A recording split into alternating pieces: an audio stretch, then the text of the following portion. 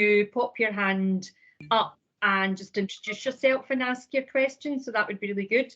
We are back to recording this element of it, so it will be available. So if people want to start either asking their questions, popping their hands up, then we'll get started with some questions. And I know the group I was in we're having lots of chats, so I'm sure others have as well. So oh, there we go. We've got Lindsay still with her hand up. Lindsay, do you want to come in? Hi everyone, thank you Angela, and thank you so much to Emma and Michael for such fantastic, very thought-provoking presentations. I've had lots of thoughts from them, and things we were chatting about in our breakout there was just about how we feedback well and how we learn well.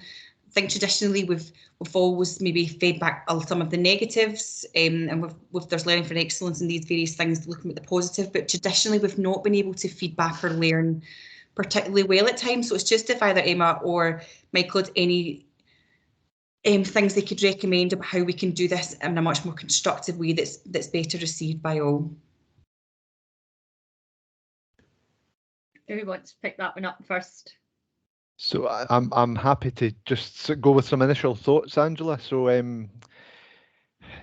agree, Lindsay. I think quite often we're faced with critical feedback, negative feedback, and focusing on things that have gone wrong, when in actual fact, probably more often than not, things go really, really well, and there's a kind of imbalance there. And I'm thoughtful of it was a Health Foundation webinar that I joined recently, where they were talking about excellence, and I know a few hospitals have moved to using Gratix.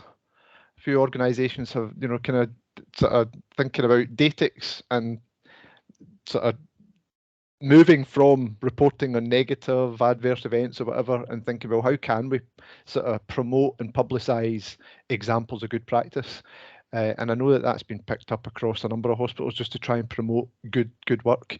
But even thinking about Emma's example, we were just talking about that as well. Just to see your document, Emma, which it provides really succinct, clear information. However we can do that, and I think it's probably doing it in a variety of ways rather than just choosing one format. But I suppose in any good communication, thinking about how it can be done in a variety of ways. That's my kind of initial thoughts.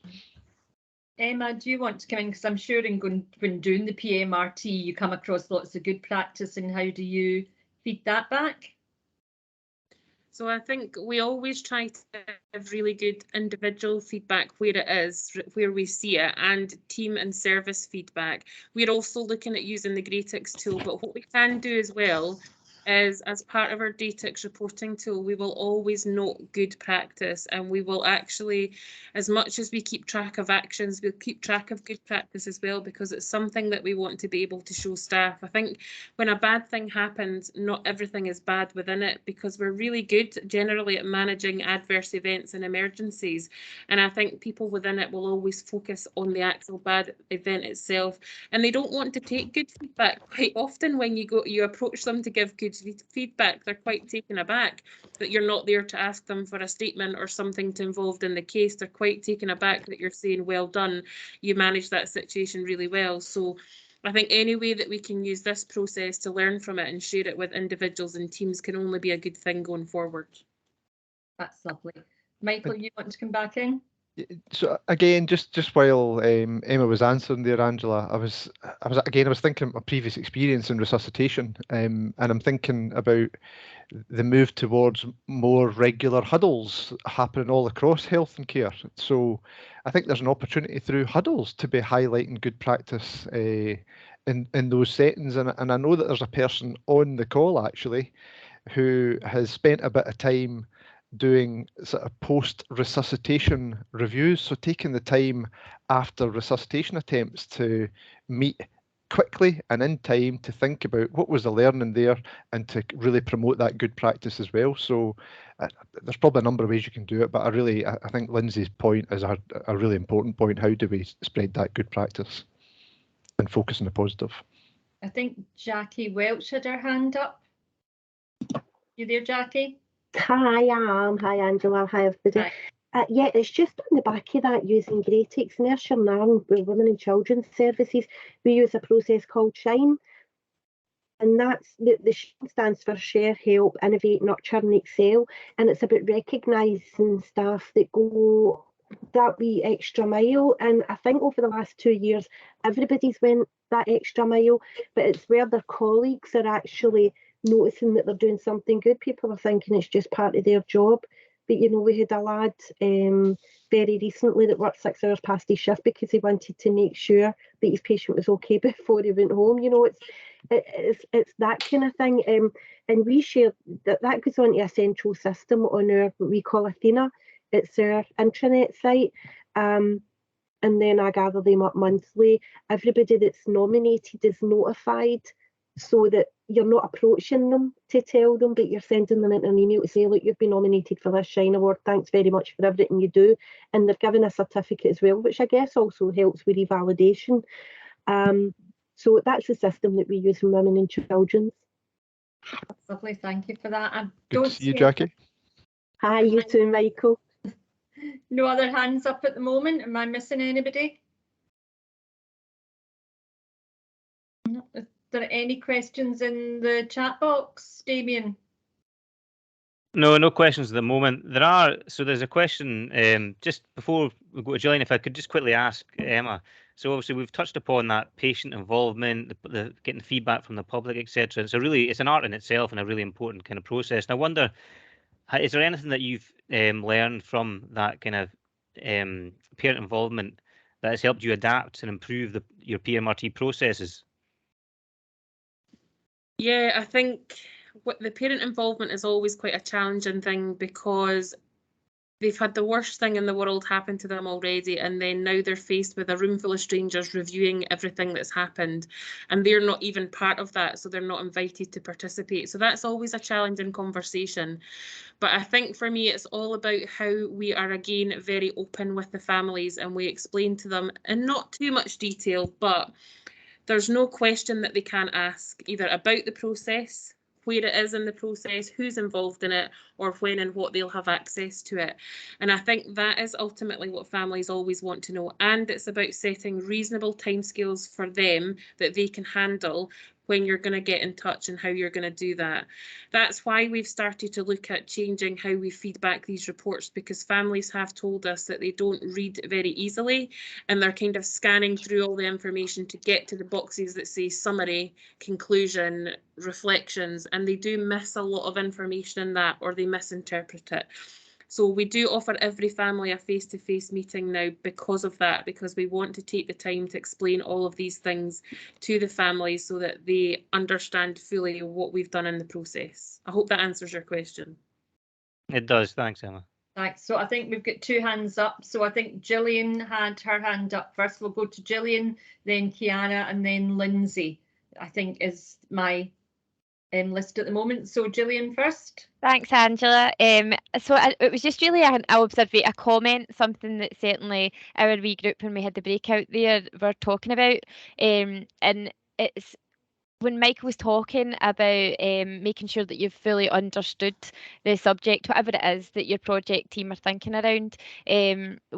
Somebody had mentioned to me recently the importance of asking the library to be part of your project team, because actually they can do good literature searches for you. So we thought that was a wee nugget that we would just share, and you've maybe already thought of that, but anyway, the comms in the library are great members to have in any team when you're thinking about properly understanding the system before you dive into anything. So that's all.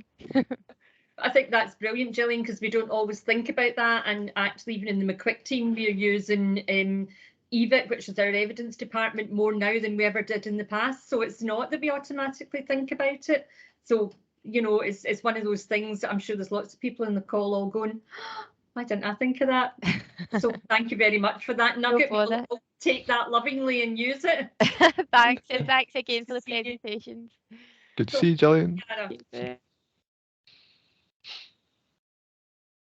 to myself, did you ask? Sorry. Yes. So apologies, I probably could have taken my hand back down because Emma, I think you've just answered it there. I'm a psychologist who's just started in Lanarkshire looking kind of at birth trauma, and I guess we're having more overlap with this process. And it was that kind of feedback I was just going to ask about, because I'm coming into contact with families receiving the long report and getting that information and finding it quite overwhelming. And we're just trying to figure out, even as a psychology team, what to feedback, what to do. And I was just wondering how you're finding that process or anything you've learned to date. I think, if I'm honest, and this in no way is to blow my own trumpet, but I think coming into a team where they didn't have a clinical person who was speaking to these families, I think just me being here to have those conversations makes a difference, because you have a different understanding, because you've been in these situations, you've cared for patients in these situations, so you have a rough idea where the conversation is going to go. And you just can have empathy with the families when they're asking these questions. But also what's important, I think, is you need to be able to recognise that there comes a point in some conversations where you're not the best person to be having it.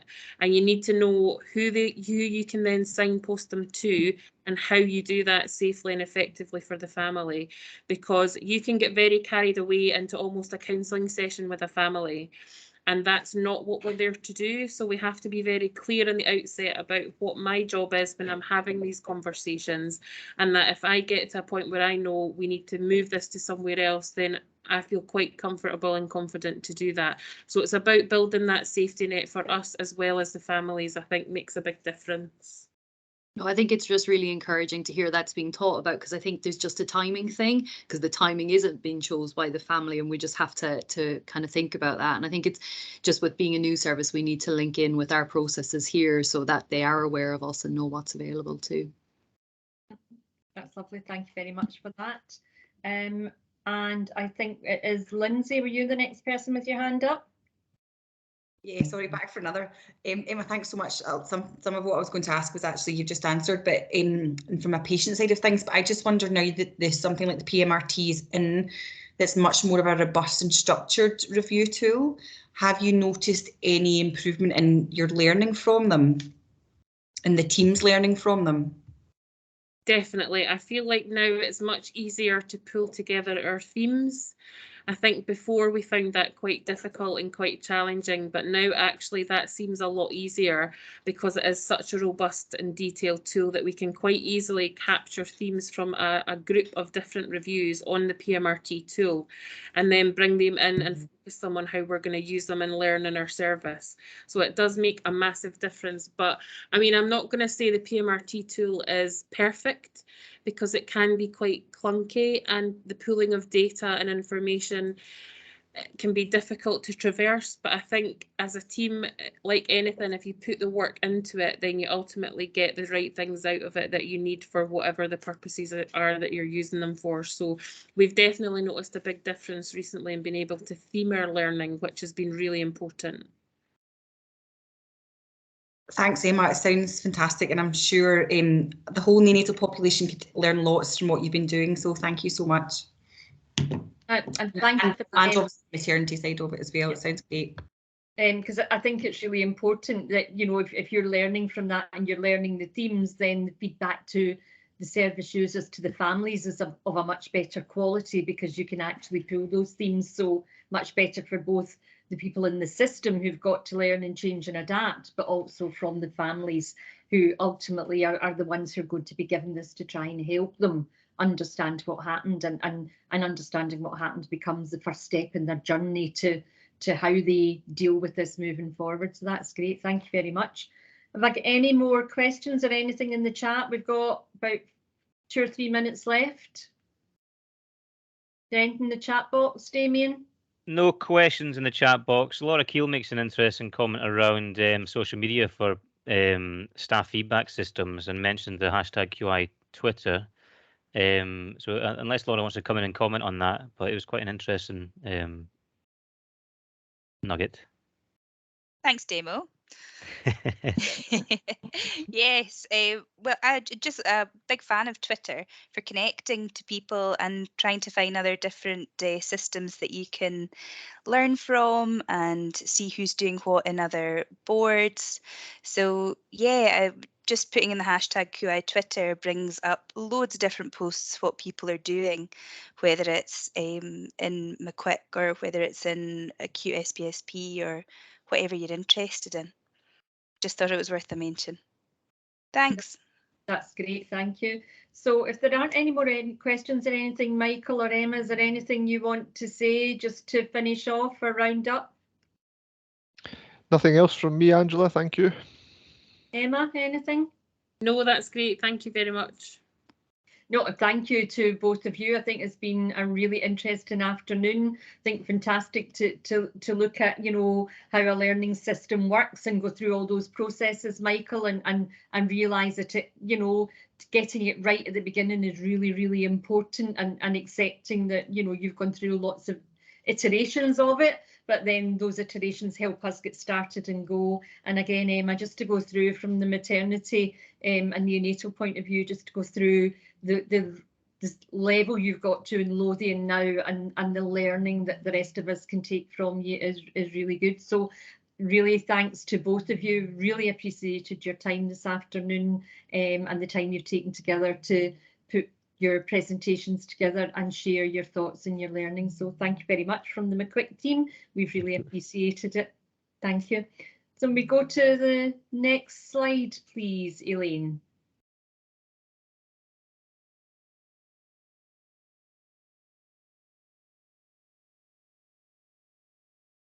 So it's one again.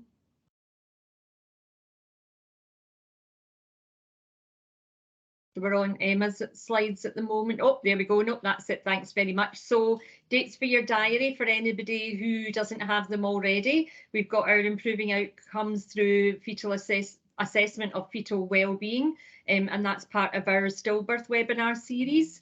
And that is going to be on the 23rd of April. It's disappeared behind 20th of April, from 11:30 till 1 o'clock. And we have two of our consultant obstetric colleagues who will be discussing the learning that they have within their boards, which is always fantastic. It's always great to hear what's happening out there in clinical world in our health boards.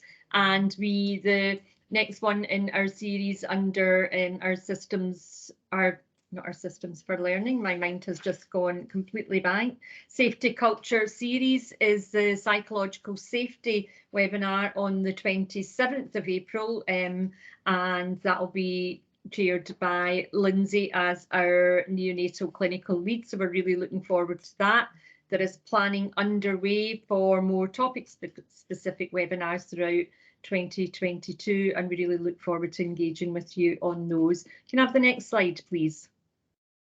So this is the wee QR code. This is our test of change. So if you've got your cameras at the ready, if you could scan this, and there are 3 questions, and these help us make sure that the webinars are fit for purpose, they're what you want, and they're hitting the right mark with you. So I'm about to try it myself.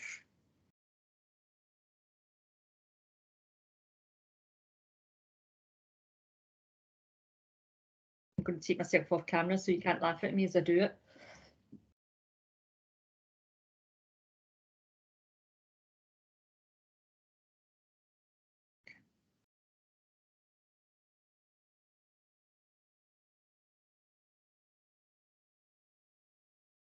So hopefully you were all managed to do that. And just a final, just to say to you all, thank you very much for taking part today. So Jackie's telling me it works, which is great. And these are where you can get key resources and how you can contact us if you're required to do so. So once again, thanks everybody for their time, for their contribution, for joining us today, and thanks to our 2 excellent speakers.